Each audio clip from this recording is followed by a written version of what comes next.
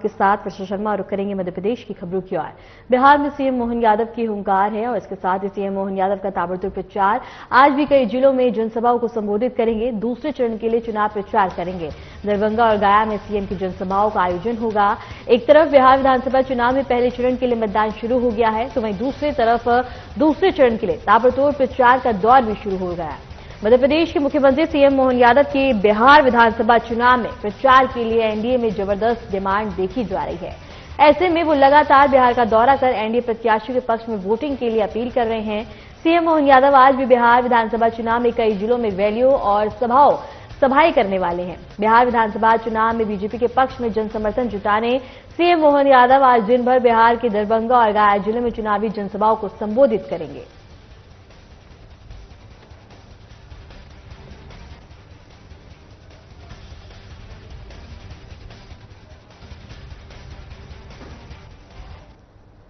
बिहार में विधानसभा चुनाव के पहले चरण का मतदान शुरू हो गया है। मतदान के पहले दिन मध्य प्रदेश के मुख्यमंत्री ने सभी मतदाताओं से आग्रह किया है कि वे लोकतंत्र के महापर्व में बढ़ चढ़कर भाग लें।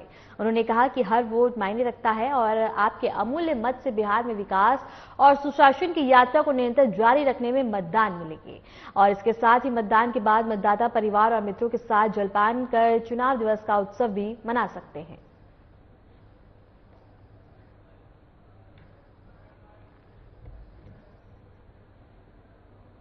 मुख्यमंत्री डॉक्टर मोहन यादव के निर्देश पर मध्य प्रदेश विद्युत वितरण कंपनी लिमिटेड के chief general manager Ajay Kumar Jain को उनके पद से हटा दिया गया। कंपनी के प्रबंधन निदेशक ने इस संबंध में आदेश जारी कर दिए। बता दें कि कंपनी द्वारा किसानों के लिए बिजली आपूर्ति से जुड़ा एक आदेश जारी किया गया, जिसे किसान विरोधी बताया जा रहा था। आदेश के विरोध में किसानों और विभिन्न संगठनों ने आपत्ति जताई थी। मुख्यमंत्री डॉक्टर मोहन यादव ने स्पष्ट किया कि अन्नदाता का हित सरकार की सर्वोच्च प्राथमिकता है। मुख्यमंत्री ने कहा कि किसानों की सिंचाई के लिए उनकी आवश्यकता के अनुसार बिजली उपलब्ध करवाई जाएगी और इसके साथ ही किसी भी स्थिति में उन्हें परेशानी नहीं होने दी जाएगी। उन्होंने यह भी निर्देश दिए कि किसानों को प्रतिदिन 10 घंटे निर्बाध बिजली आपूर्ति सुनिश्चित की जाए।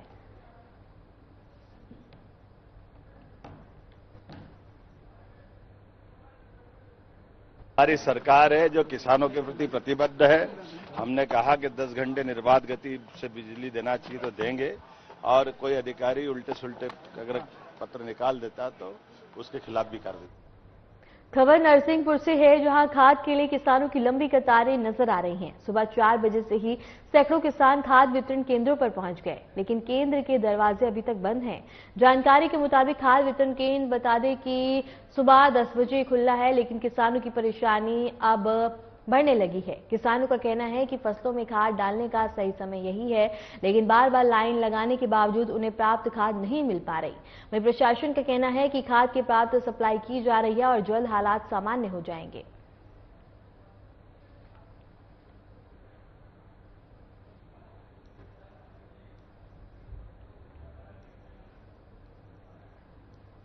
आगामी 7 नवंबर को वंदे मातरम गीत की 150वीं जयंती है, जिसको लेकर मध्य प्रदेश के 10 स्थानों पर भव्य आयोजन किए जाएंगे। जिसको लेकर बीजेपी प्रदेश अध्यक्ष ने बताया है कि भोपाल के शौर्य स्मारक में मुख्य आयोजन होगा, जिसमें मुख्यमंत्री डॉक्टर मोहन यादव शामिल होंगे। और इसके साथ ही विधायक ने कहा है कि वंदे मातरम गीत हमारे राष्ट्रीय गौरव और मातृभूमि के प्रति समर्पण का प्रतीक है।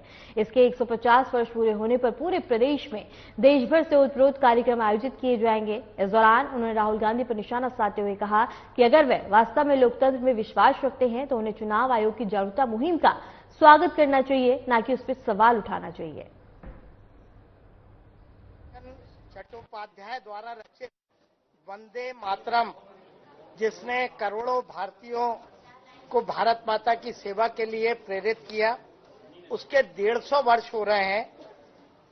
ये गीत की 150वीं जयंती पे पूरे देश भर में 150 जगह एक कार्यक्रम है। अपेक्षा की गई है कि 150 की कम से कम संख्या रहे।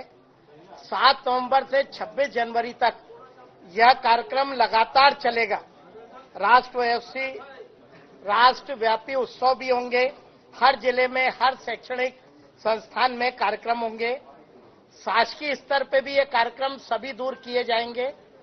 भारतीय जनता पार्टी भी सभी दूर लगातार 7 नवंबर से 26 नवंबर तक ये कार्यक्रम चले। मुख्य कार्यक्रम पहला 7 नवंबर को होगा। इसमें हमने प्रदेश में केंद्र ने अपेक्षा की है 10 स्थान पे, तो 10 स्थानों पे ये बड़ा कार्यक्रम होगा, जिसमें प्रदेश के मुख्यमंत्री मोहन यादव जी शौर्य स्मारक पे इस गीत का पूरा गायन के कार्यक्रम में भाग लेंगे। उप मुख्यमंत्री राजेंद्र शुक्ल जी रीवा में, राव उदय प्रताप जी नर्मदापुरम में, एंदल सिंह कंसाना जी मुरैना में, प्रद्युम्न सिंह जी ग्वालियर में, गोविंद सिंह राजपूत सागर में, दिलीप जायसवाल जी शहडोल में, राकेश सिंह जी जबलपुर में और कैलाश विजयवर्गीय इंदौर में और गौतम टेटवाल जी उज्जैन में, ऐसे 10 स्थानों पे कार्यक्रम में रहेंगे। इसके अलावा पार्टी के सभी प्रदेश कार्यालयों में और बाकी सभी जगह कार्यक्रम उन्हीं 10 स्थानों पे हमारी पार्टी और समाज के लोगों को लेके भी हमने तय किए हैं। 10 स्थान तो शासकीय स्तर पे तय हुए हैं। 10 स्थान भोपाल में भाजपा कार्यालय परिसर में एक कार्यक्रम होगा, नर्मदापुरम में मां नर्मदा तट सेतानी घाट पे होगा, मुरैना में शहीद राम प्रसाद बिस्मिल की स्मारक पे होगा, ग्वालियर में रानी लक्ष्मीबाई बलिदान स्थल पे होगा, रानी सागर में रानी लक्ष्मीबाई स्मारक स्थल पे, रीवा में शहीद स्मारक पे किया जाएगा, शहडोल में भी शहीद स्मारक पे, जबलपुर में शहीद रघुनाथ शाह और शंकर शाह के बलिदान स्थल पे, इंदौर में देवी अहिल्याबाई स्मारक स्थल पे, उज्जैन में महाकाल लोक पर भी ये कार्यक्रम होगा, जिसमें हमारे सांसद विधायक और जो मंत्री जा रहे हैं वे भाग लेंगे। से जैसा कार्यक्रम शासकीय स्तर पे होगा वैसा ही कार्यक्रम समाज के लोगों को लेकर 10 जगह पे होगा। उसके बाद ये कार्यक्रम लगातार 26 नवंबर तक सारी स्कूलों में, कॉलेजों में, समाज के विभिन्न स्थानों पे सभी दूर इस वंदे मातरम गीत का पूर्ण गायन करने का कार्यक्रम किया जाएगा। प्रबंध प्रतियोगिताएं, निबंध प्रतियोगिताएं और इस पे बाकी भी तरह की प्रतियोगिताएं रख के समाज को उस समय की परिस्थितियों से अवगत करा के कि इस गीत ने कैसे भारत की आजादी का अलग जगाया, कैसे भारत माता के लालों को एक किया, इन सब के लिए नई युवा पीढ़ी उस समय की परिस्थिति को जाने और इसलिए व्यापक पैमाने पे ये कार्यक्रम हमारी पार्टी के निर्देश पे तय किया गया है। मध्य प्रदेश में 10 स्थानों पे संभाग स्तर पे शुरुआत होगी, फिर 26 तक धीरे धीरे नीचे तक सारे कार्यक्रम होंगे। सर राहुल बिहार में भी यही होगा, तो लगातार वोटर्स की तरफ फोकस मध्य प्रदेश की बात भी हमने 2023 की कही। देखिए, राहुल गांधी जी ने कोई विषय उठाया कि मतदाता सूची में कोई कमी है, और जब एसआईआर के माध्यम से चुनाव आयोग पुनर्निरीक्षण करके बड़ा अभियान चला रहा है, एक ऐसा अभियान जो कांग्रेस के समय भी चला, आजादी के बाद जो कांग्रेस की सरकारें भी रही उन्होंने भी इस तरह का विशेष अभियान चलाया, जिसमें हर वोटर का परीक्षण हो। 2003 के बाद की हर मतदाता जो कहीं का फ्लोटिंग मतदाता है, कहीं और था, उसे एकाध प्रमाण देके वोटर लिस्ट में आ जाएगा। अगर ये परीक्षण चल रहा है और एक भी वोट जो उस केंद्र का या वहां का मतदाता नहीं है उसका नाम अलग होता है और सही मतदाता का नाम जुड़ता है, और चुनाव ये विषय जब चला रहा है तो कोई चुनाव नहीं है, चुनाव को 3 साल है, तो कांग्रेस ने तो स्वागत करना चाहिए। और मैं समझ नहीं पा रहा कि ऐसे कैसे व्यक्ति हैं राहुल जी, किसी के घर में भी कोई चोरी हो जाए तो 48 घंटे बाद भी टीआई के पास जाए तो टीआई कहता भैया 48 घंटे सो रहे थे क्या? आपको 2 साल बाद पता लगा कि कोई वोट हटक गए। 164 सीट पे 163 पे हम जीते और देश भर में सब दूर भाजपा जीत रही है। अगर वोट चोरी है तो बाकी राज्यों में कहीं पे तमिलनाडु में दूसरा दल कैसे है, केरल में कैसे है, पश्चिम बंगाल में कैसे है? सिर्फ वोट हम चुनाव हार गए उसकी खीज उतारने के लिए हमें जनता के मन को समझना चाहिए, हमारी पार्टी को लोगों के दिल में उतारना चाहिए। वो छोड़ के वोट चोर हुआ, अरे काय का चोर हुआ? आप जनता के बीच में जाओ, अपनी बात कहो, और अगर कहीं मुद्दा है तो उसे चुनाव आयोग के सामने रखो। अब तो चुनाव आयोग खुद ही कह रहा है कि कोई भी दल जिसे लगता है ये वोटर सही नहीं है तो आपत्ति लगा दे और सही वोटर का नाम जुड़ जाए। जब चुनाव आयोग इतना बड़ा अभियान चला रहा है तो हर दल को उसमें साथ देना चाहिए, चुनाव आयोग का स्वागत करना चाहिए कि वे भारत के लोकतंत्र को मजबूत करने का काम कर रहे हैं और हर वोट जिसको वोट देने का अधिकार है वो वोट से वंचित न रहे और हर वो मतदाता जो वोट देने का अधिकार नहीं रखता लेकिन गलत तरीकों से उसका नाम जुड़ा है उसका नाम अलग हो। लोकतंत्र में सही विश्वास है तो भाजपा हो या कांग्रेस हो या हर दल है उसने इस काम का स्वागत करना चाहिए और इसमें चुनाव आयोग का समर्थन करते हुए सहयोग करना चाहिए। धन्यवाद। बहुत बहुत एक बार सरकार की मध्य प्रदेश में 2023 में चुनाव हुआ था, वोट चोरी वो ईवीएम से हटकर वोट चोरी पर आ गए हैं।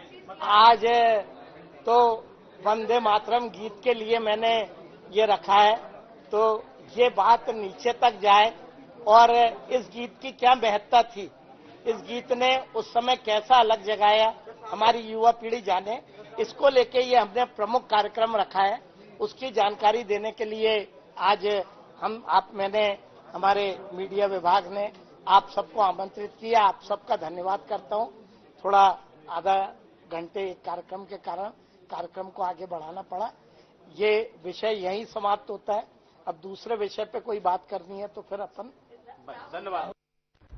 खबर भोपाल से है, जहां राज्यसभा सांसद और बीजेपी के नवनियुक्त प्रदेश महामंत्री डॉक्टर सुमेर सिंह सोलंकी ने भारतीय जनता पार्टी के प्रदेश कार्यालय में अपना पदभार संभाला।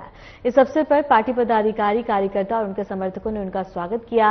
पदभार ग्रहण के बाद जहां डॉक्टर सोलंकी ने कहा कि वे आदिवासी किसानों और गरीबों की आवाज बुलंद करना अपना संकल्प मानते हैं। उन्होंने कहा कि बीजेपी सरकार ने जनजातीय समाज के विकास और सशक्तिकरण के क्षेत्र में नए कीर्तिमान स्थापित किए हैं। पार्टी संगठन की नीतियों को जन जन तक पहुंचाने के लिए वे पूरी ऊर्जा और समर्पण के साथ कार्य करेंगे। उन्होंने सभी कार्यकर्ताओं से एकजुट होकर प्रदेश में संगठन को मजबूत बनाने का आह्वान किया। एसआईआर पहली बार हुआ ऐसा तो नहीं है। देश के अंदर एसआईआर पूर्ववर्ती सरकारों ने भी किया है। देश के अंदर मतदाता सूची में विशेष गहन पुनरीक्षण 2025 का काम जो प्रारंभ किया गया है, ये निश्चित रूप से निर्वाचन आयोग का बेहतर कदम है और हमारी पार्टी उस पूरे काम में निर्वाचन आयोग के साथ है और हम इस पूरे काम को धरातल तक पहुंचाने के लिए काम करेंगे और सही मतदाता का नाम मतदाता सूची में होना चाहिए।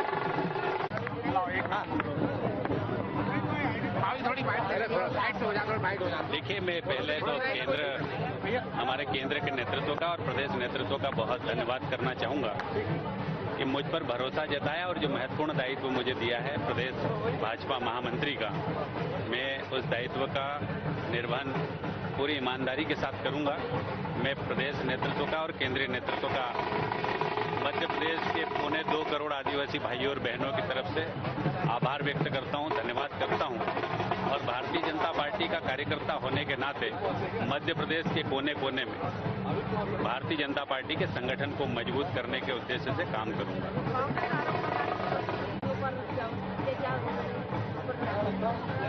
देखिए, भारतीय जनता पार्टी की सरकार ने जब से केंद्र में मोदी सरकार है और मध्य प्रदेश में हमारी सरकार है, तब से आदिवासी भाइयों और बहनों की जिंदगी बदलने का काम अगर किसी ने किया है तो भारतीय जनता पार्टी की सरकारों ने किया है। आज जनजातीय महापुरुषों को सम्मान की बात है, जनजातीय महापुरुषों के नाम से राष्ट्रीय जनजातीय गौरव दिवस की घोषणा की बात है, जनजातीय क्षेत्र के अंदर विकास की बात है। विकास के नए कीर्तिमान भारतीय जनता पार्टी की सरकार ने स्थापित किए हैं और भारतीय जनता पार्टी के संगठन ने हम जैसे छोटे कार्यकर्ताओं को संगठन में भी बड़े दायित्व दिए हैं, चाहे वो केंद्र में हो या राज्य में हो। मैं तो भारतीय जनता पार्टी का एक कार्यकर्ता होने के नाते और देश के अंदर 12 करोड़ भाइयों और बहनों की तरफ से, मेरे आदिवासी समाज के, उनकी तरफ से भी केंद्रीय नेतृत्व का, प्रदेश नेतृत्व का और हमारे वरिष्ठ नेताओं का। देखिए, भारतीय जनता पार्टी मध्य प्रदेश जो हमारा नेतृत्व है और केंद्रीय नेतृत्व के जो निर्णय उनका हुआ, उसके बाद मुझे जो जिम्मेदारी पार्टी ने दी है, उसके लिए पहले तो मैं पार्टी का, केंद्रीय नेतृत्व का, प्रदेश नेतृत्व का बहुत बहुत आभार व्यक्त करता हूं और पार्टी ने जो मुझ जैसे एक छोटे कार्यकर्ता को जो एक जनजातीय क्षेत्रों में काम करने के लिए जो बड़ी जिम्मेदारी दी है और निश्चित रूप से हमारे सभी वरिष्ठ नेताओं के मार्गदर्शन में हमारे जनजाति समाज के बीच में भारतीय जनता पार्टी का संगठन कैसे मजबूती के साथ नीचे तक उतरे, उसको लेकर हम सब काम करेंगे। साथ ही मध्य प्रदेश की सरकार लगातार जो जनजातीय क्षेत्रों में काम कर रही है, केंद्र में आदरणीय प्रधानमंत्री जी के नेतृत्व में जो सरकार काम कर रही है, उसको हम नीचे तक कैसे लेकर जाए, वो जनजातीय समाज में भारतीय जनता पार्टी कैसे मजबूती के साथ पहुंचे, उसको लेकर लगातार हम सब आने वाले समय में काम करेंगे।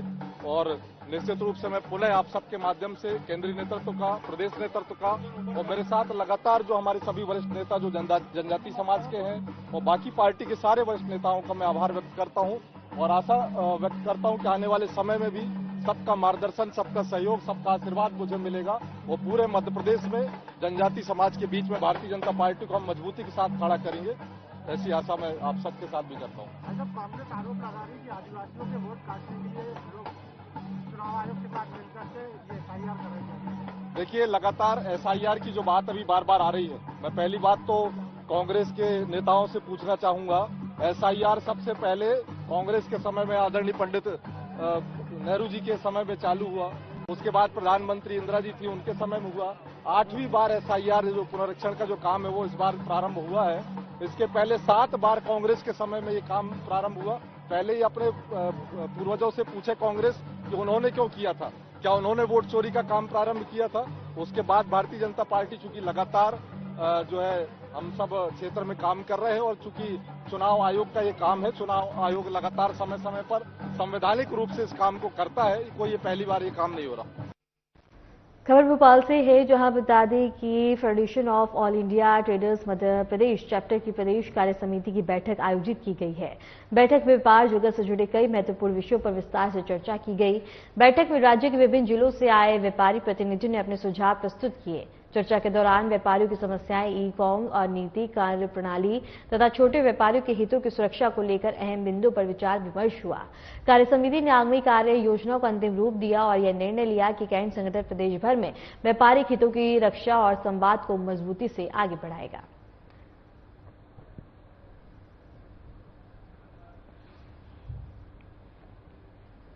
भोपाल इंदौर हाईवे पर यातायात को सुगम बनाने के लिए खजूरी जंक्शन पर 31 करोड़ रुपए की लागत से 6 लेन फ्लाईओवर का निर्माण किया जाएगा। फ्लाईओवर के निर्माण कार्य का भूमि पूजन विधानसभा अध्यक्ष नरेंद्र सिंह तोमर और हुजूर विधानसभा के विधायक रामेश्वर शर्मा ने किया। इस अवसर पर जनप्रतिनिधि, स्थानीय नागरिकों और विभागीय अधिकारियों की उपस्थिति रही। फ्लाईओवर बनने से इस मार्ग पर बढ़ते ट्रैफिक जाम से राहत मिलेगी और भोपाल इंदौर के बीच आवागमन और भी आसान हो जाएगा। की तैयारी कर रहे हैं। इसके बाद हम जो है एक नया जो दक्षिण पश्चिम बाईपास है, जिसको आगे चलकर भोपाल के रिंग रोड के रूप में जाना जाएगा, उसकी भी हमारी व्यापक तैयारी है। हुजूर विधानसभा के प्रत्येक गांव में पीने का पानी पहुंचाने की ये भी हमारी जनवरी से तैयारी शुरू है। कैरवा डैम से और हलाली डैम से हुजूर विधानसभा के प्रत्येक गांव के प्रत्येक घर में माननीय नरेंद्र मोदी जी के आशीर्वाद से, डॉक्टर मोहन यादव जी की योजना से हम प्रत्येक गांव के घर में नल से जल पहुंचाने की योजना मूर्ति रूप ले रही है और उसको भी हम 2026 में शुरू करेंगे। कुल मिलाकर हुजूर के नागरिकों के, यहाँ की जनता जनार्दन ने जिस आशा और भरोसे से हमको वोट दिया है, हमारी कोशिश है मोदी जी के नेतृत्व में, डॉक्टर मोहन यादव जी के नेतृत्व में सड़क, बिजली, पानी, स्कूल, कॉलेज, अस्पताल, नौजवानों को रोजगार, हर खेत में सिंचाई की योजना बनाने की हम लगातार योजना बना रहे हैं। कुल मिलाकर राजधानी से सटा हुआ इलाका है या राजधानी की सुरक्षा चौकी का इलाका है, भोपाल के चारों तरफ घिरने वाला इलाके को हुजूर विधानसभा कहा जाता है और इसलिए राजा भोज की नगर की सुरक्षा चौकियां हुजूर विधानसभा में लगती हैं। यहाँ का कार्यकर्ता भी संघर्षशील है, मेहनतकश है और ईमानदार है। वो गरीब जनता की सेवा में 24 घंटे अपनी सेवाएं देता है। आज हमने नरेंद्र सिंह जी की, जो हमारे विधानसभा के अध्यक्ष हैं, उनकी अध्यक्षता में यहाँ पर भूमि पूजन संपन्न कराया है और इस फ्लाईओवर का काम शुरू हो गया है और 2 फ्लाईओवर हम 11 महीने के अंदर बनाकर तैयार करेंगे। एक्सीडेंटों से मुक्ति होगी और भोपाल के नागरिकों को महाकाल के दर्शन उज्जैन, ओमकारेश्वर के दर्शन करने या अहिल्याबाई के नगर इंदौर या देवास या बॉम्बे या अन्य रोडों पर जाने के लिए सुगमता से बैरागढ़ का संत हृदयराम नगर का फ्लाईओवर, उसके बाद ये फ्लाईओवर, चिंता मत करिए, जो जरूरत होगी सब करेंगे। यहाँ के नागरिकों की सुविधा देना हमारा काम है। खबर इंदौर से है, जहां नवादा पंथ इलाके की 4 केमिकल फैक्ट्री में भीषण आग लग गई। आग इतनी तेज थी कि लपटें दूर दूर तक दिखाई दी। घटना की सूचना मिलते ही दमकल की कई गाड़ियां मौके पर पहुंची और आग पर काबू पाने की कोशिश जारी है। इलाके में बता दें कि घना धुआं फैलने से आसपास के लोगों में दहशत का माहौल है। प्रशासन ने इलाके को खाली करवाया है और आसपास की फैक्ट्रियों को भी सुरक्षा के लिहाज से बंद करा दिया गया। इंदौर के नवादा पंथ में लगी आग ने बता दें कि अफरा तफरी मचा दी है और इसके साथ ही राहत और बचाव कार्य जारी है।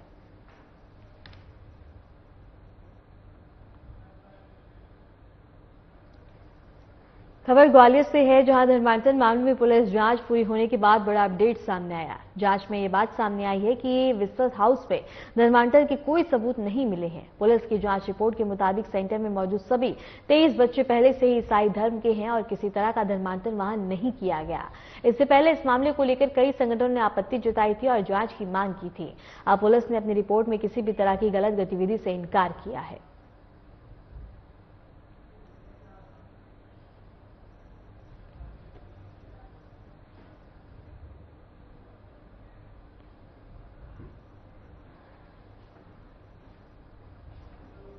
मध्य प्रदेश में बारिश राहत कम और आफत ज्यादा लेकर आई है। लगातार हो रही भारी बारिश ने किसानों की उम्मीदों पर पानी फेर दिया। खेत अब खेत नहीं तालाब बन चुके हैं और मेहनत से उगाई गई पूरी फसल बर्बाद हो गई है। राज्य के कई जिलों में हालात बेहद ही चिंताजनक हैं। धान, सोयाबीन और मक्का जैसी प्रमुख फसलें पूरी तरह से पानी में डूब गई हैं। किसानों के चेहरे पर अब मायूसी साफ झलक रही है। उनका कहना है कि उन्होंने पूरी मेहनत और अपनी जमा पूंजी इस फसल में लगा दी थी, लेकिन अब सब कुछ खत्म हो गया है। किसान सरकार से राहत और मुआवजे की उम्मीद लगाए हुए बैठे हैं। प्रशासन ने नुकसान का सर्वे कर दिया है, लेकिन किसानों को जल्द से जल्द आर्थिक सहायता की दरकार है ताकि अगली फसल की तैयारी कर सके।